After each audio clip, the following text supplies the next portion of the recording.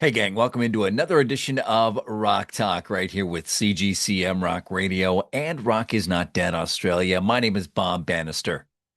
And do us a favor before we get into things.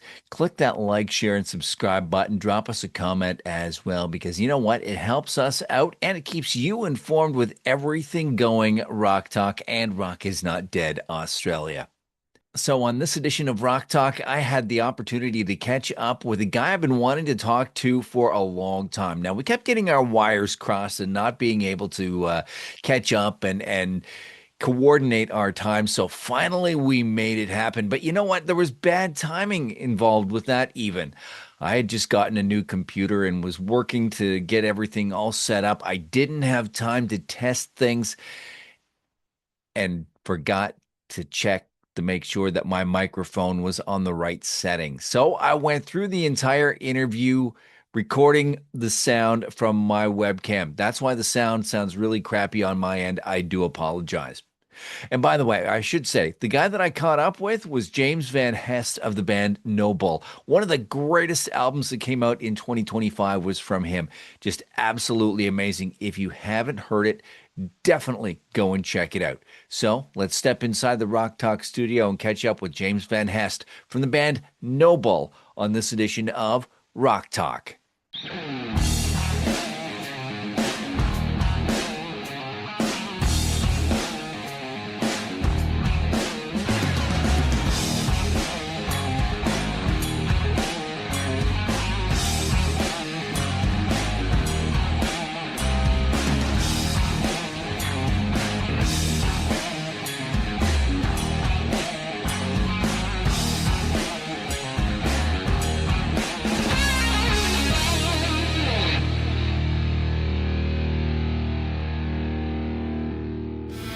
Sick of it, spit it out. Running your face, spit it out. Get out of this place. Yeah. All right, and here we go. Chatting with James Van Hest from the band Noble from Australia. How you doing, my friend? I'm good. How are you, Bob? I am very good. It's so great to have you on this edition of Rock Talk. Now, tell us a little bit about Noble. Who is Noble? Well, I guess it's just a good classic rock and roll, Aussie rock and roll band, like pub rock, that kind of stuff, So yeah, A little bit of an that's AC/DC background to you, though. oh yes, definitely. That's of course the biggest influence there. I mean, that's how we got the name as well. We named it after their concert DVD, No Bull.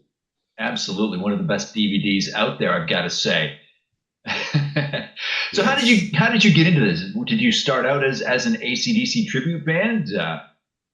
Well, the way it started was I was just I had tried to join bands before, with other people, and everyone wanted to do different things, and it wasn't the I guess the style I wanted to do. So uh, I just started writing songs myself, at home, and because I could play all the instruments, and I'd just record it together, and then suddenly I had a bunch of songs together, and I thought, hey, I could put something out. So I released some stuff just under my name, James Van Hest, and then I was just thinking if anyone liked it and wanted to play it live, then they're welcome to help me out, So and then it sort of evolved a little bit, and then at the beginning of this year, we finally came up with a proper band name, because I always wanted to do that, have a band name, but it was just a matter of time finding the right name, Yep, So absolutely, absolutely. I mm, completely understand that, and your album "Rock and Roll Remains Forever," one of the best yes. albums of 2025. I got to say, my friend, it made my Oh, top 10 list. thank you, thank you. You're quite welcome. You're quite welcome. And I've got to say, and I'm having a bit of a brain fart now. There's one song on there where the vocals are going, it's like ran out of words to say on this piece of paper. I absolutely, I heard that the first time I heard that, I died. I was laughing so hard. Yeah, oh, that's spit it out. The That's song it. spit it Spit it out. out. Yeah, I remember recording that. That was yeah, I was pretty much I was standing pretty much right here because I recorded a lot of it in this room, Oh, right. and Okay. yeah, I just had some like sort of talking words written down, and then I had run out and I'm sitting in here just like and I had my mum sitting next to me because she's my biggest she'll tell me when I can do better, you know what I mean? So Right. I always have her sitting there when I'm doing the vocals. So yeah, I was just doing that, and then I was looking at her and I just started making it up, and then at the end she was like, "You should keep that." I was like, "Yeah," I was like, "That was funny," so we just kept it, yeah. So then there was actually somebody there laughing at you. Yeah, yeah, she was trying not to laugh too loud so it wouldn't get in the recording. Yeah. So what's your creative process like? Um, well, usually the songs I'll start with just the guitar riff, and Mm. I've still got heaps of riff ideas and stuff like recorded, you know, and it'll start with that, and I'll just go, sometimes I'll go through them and I'll go, oh, yeah, that one, I want to work on that one, and I'll just record it, and the drums the intro sort of just immediately comes into my head.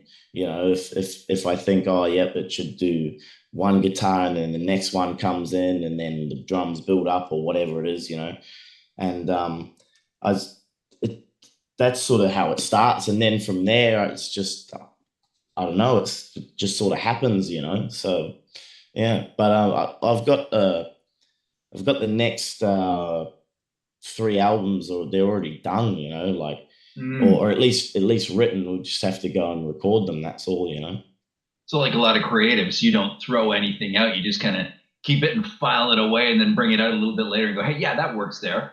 Yeah, yeah, pretty much. Yeah, I just like with the songs that are written but not out, I'll listen to them like over however long. I mean, the new album, most of those songs are 3 or 4 years old. I Oh, just okay. went back and sort of re-recorded them, and over time, I'll put down notes of like, oh yeah, this could be better, or change that bit, and then I'll go and re-record them for make it sound all better, and new guitar tone or whatever it is, and yeah, just put all the notes in and try and make the song better than what it was before.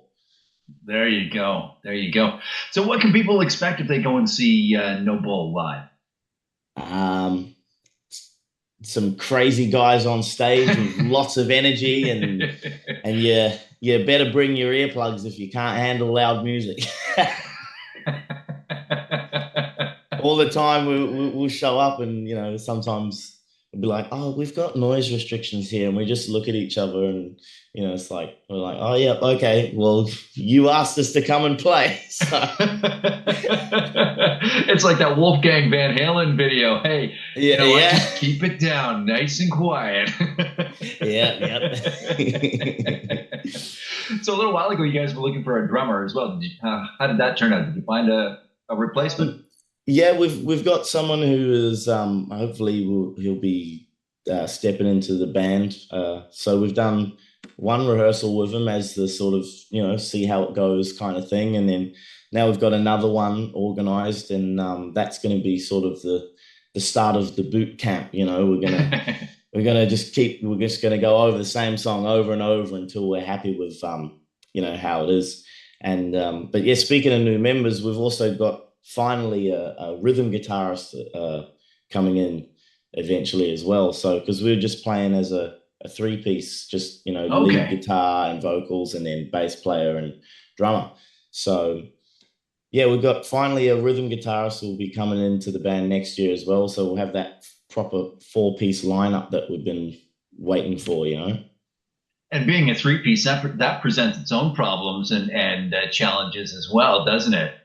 Yeah, that's right. Yeah, half the songs we can't even play without that second guitar there, because it's on the records. Yeah. So yeah, it's like that Angus and Malcolm thing. You couldn't play Thunderstruck with one guitar. You need that rhythm there to back you up. Exactly. It's not like you can go into a do a U2 thing. Do you play guitar? Do you play guitar? Do you play guitar? Yeah.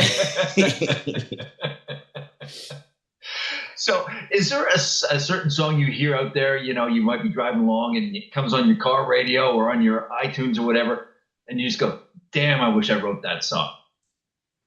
Oh yeah, I mean, all the time, it's like because especially when because I do AC/DC covers as well for Right. YouTube and stuff like that.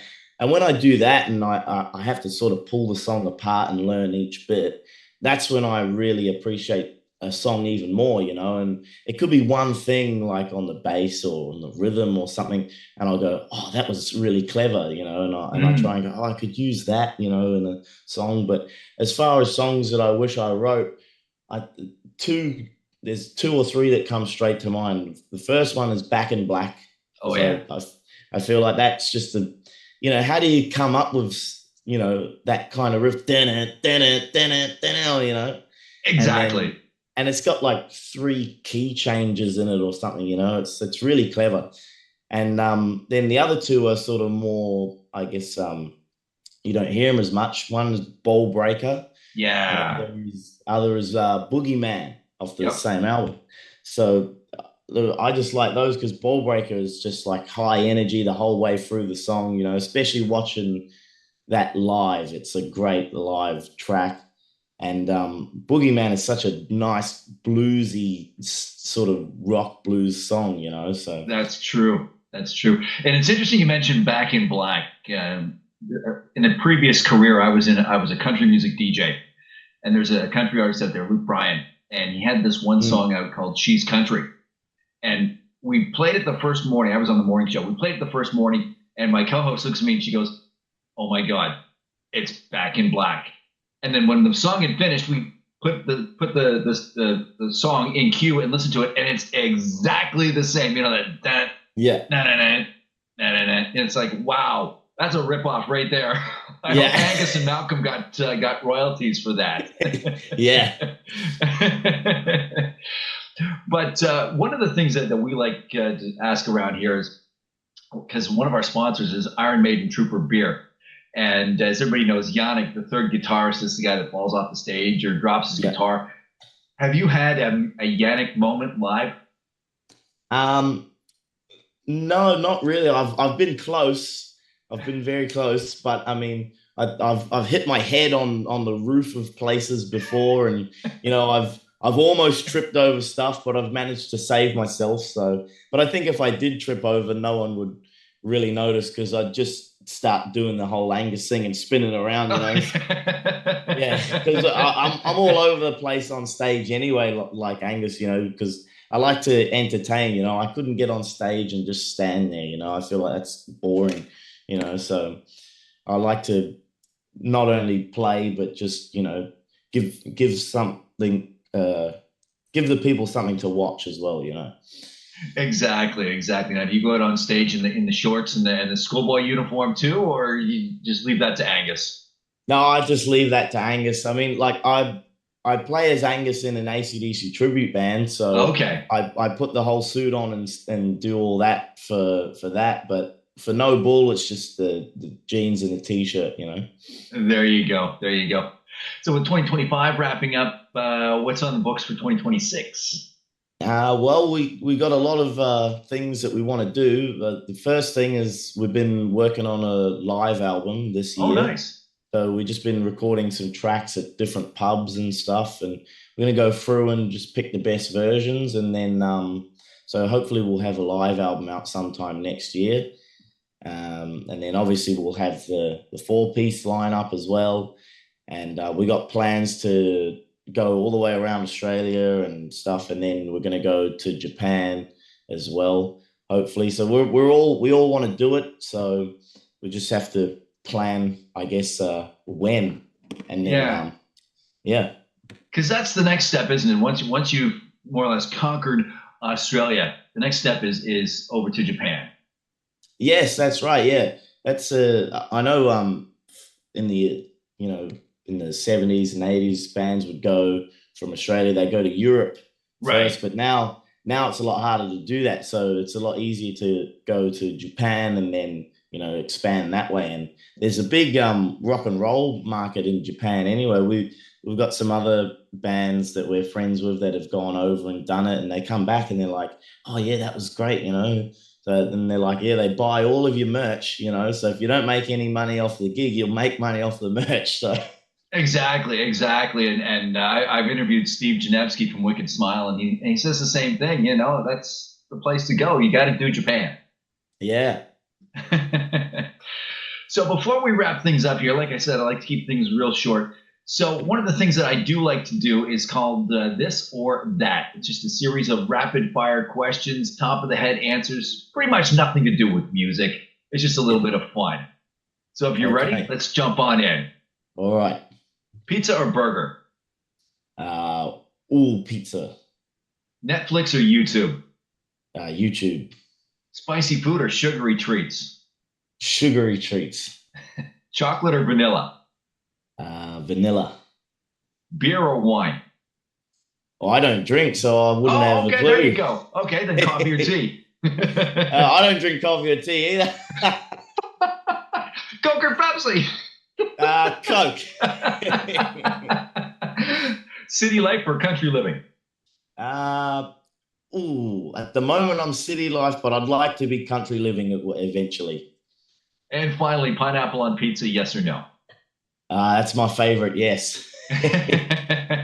All right, James Van Hest from No Bull. Take a minute and self-promote No Bull to the max, my friend.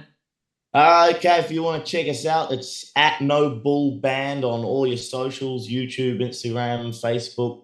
We've got a couple of albums out on all the streaming platforms, Spotify, Apple Music, anything like that. So yeah, we're very easy to find. Even if you put us in Google, we should come up. So there you go. Awesome. Awesome. Thank you very much, James Van Hest from No Bull, for joining us on this edition of Rock Talk, my friend. Thank you, Bob. You're quite welcome, and I want to thank you for joining us, and we'll catch you again next time on Rock Talk with CGCM Rock Radio.